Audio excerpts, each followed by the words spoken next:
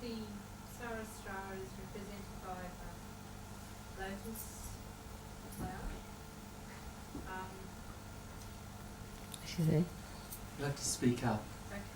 Stand up. please. The Sahastrara is represented by the lotus flower. The Sahastrara is represented by the lotus flower. Yeah. At the moment, is the lotus flower starting to lose its petals and the fruit develop?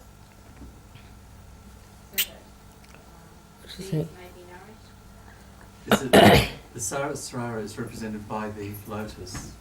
And is the lotus at the moment, is the lotus losing its petals and the fruit developing? see, it is represented as lotus because our brain is like a lotus. Actually, if you cut it horizontally, you can see as if you have cut the petals.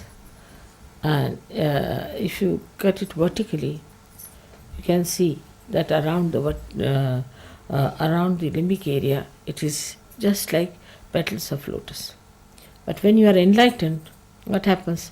They swell up and they open out, and they all have beautiful colors. They look like tongues of flames. It's very beautiful. Now the Sahastrara is open, and the lotus is open, and inside you find the fruit already there, kept, which is the Agya chakra, which is there. You can see it very clearly. Agya is yellow, yellow covered, what you say, like gold cap is the Agya there. Beautiful Agya is inside. Now the fruit of the lotus is later on we see, and I would say that is called as Bindu state, where you become a Bindu, a dot. It's a little dot, and that dot has to then grow. So it's the second stage starts when you become the fruit of the lotus.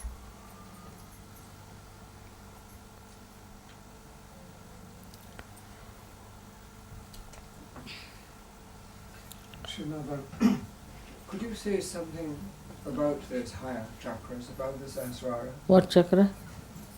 Well, I've heard people talk about the Bindu and the Adu Bindu and the higher chakras about that. But You see, I don't think you should worry too much about these. There's 3 stages higher than Sahastrara. I would suggest just now, let us concentrate on Sahastrara is a better idea. But Bindu, Ardha Bindu and Valaya are the 3 stages in which one has to pass through later on. And you would pass gradually when you develop yourself horizontally. That's what we have started now. So let us keep to this idea that we have to develop ourselves horizontally. We should see how we affect the other person, how we influence the another person. For example, some people, as if they are very egoistical and all that, they may come in contact with you and say, oh, very nice person, charming person, this, that. But actually that person is just very physically maybe attractive, or maybe a little brilliant type of person, but doesn't have anything much in it. But if that person standing next to you changes the mood and temperament of another person, then you can say that this person has a spiritual personality. So let us see how you affect the nature. Flowers. You saw the miracle of the flowers that I performed for you the other day. In the same way, let us see what is the effect of your character on the trees, on your friends, or in the food that you make. Everything changes. It's very beautiful. So we have to see that, how it works out. I have known people who have never known what is poetry is. Suddenly they become poets. Some who were never musicians started singing so well. Like Christine, you know Christine, she never used to sing. She had a horrible voice. And suddenly she started singing like a cuckoo bird. So not only you, but on others, what effect is that? What others feel about you. You see how you are kind, good, and sweet to others, not superficially, but your behavior should change another person, transform another person. Your presence should bring auspiciousness.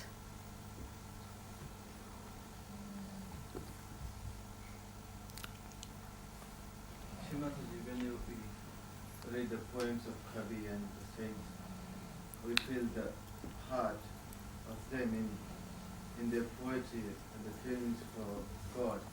How can we develop that blissful awareness and love for Him? What is it?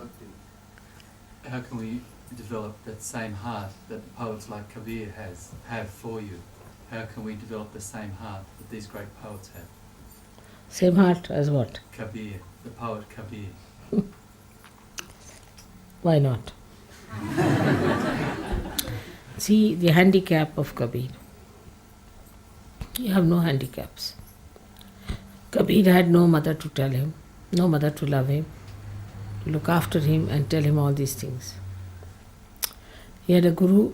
If you know Kabir's life, Kabir wanted to become the disciple of Ramananda Swami. But he was a Muslim or low caste or whatever it is. So he could not reach Ramananda Swami. The disciples would not allow him to go near Ramananda Swami. So one day Kabira went and slept on the steps of the river Ganges whole night in the cold, waiting for Ramananda Swami to come, because he used to always pass the same way, and his feet fell on Kabira, and he said, "Oh my child, what are you doing here?" So Kabira got up and he said, "Sir, you have accepted me as your disciple today." He said, "Yes, I have." And then Ramananda Swami took him and he trained him into something great. You don't have these handicaps. Kabira never had anybody to support him or help him around. Actually, single-handed, he fought the whole world. Horrible people were around him. Even today, those who are in his place, in Patna, or all places where he lived, I was surprised that he described Kundalini as Surati, and they described tobacco as Surati. Such horrible, nonsensical people making fun of everything. There Kabira lived and developed that heart. You don't have all these handicaps at all. You all speak the same language, you live with the same ideas, you have your own mother to tell you everything, so you can develop the same heart as Kabira had. Mother, when I meditate, sometimes I can see beautiful, like a massive flower coming out of the head, or a beautiful sort of a goldy, almost like a vase. And I've been asking people, and I don't know, they don't know really the answer, and I don't know either, but I have not taken... No, that's the Kundalini that you see. It's like a telescope, you see, like a goldenish, yellowish, sort of like a heated iron. It's like a furnace. Yes, a furnace, like a furnace. That's the Kundalini you see. That's a good thing to see. But when you see, you are not there. So it's better is not to see that and be, yeah. But what you see is that, is the Kundalini. It's good. I mean, seeing is very good, but go beyond it.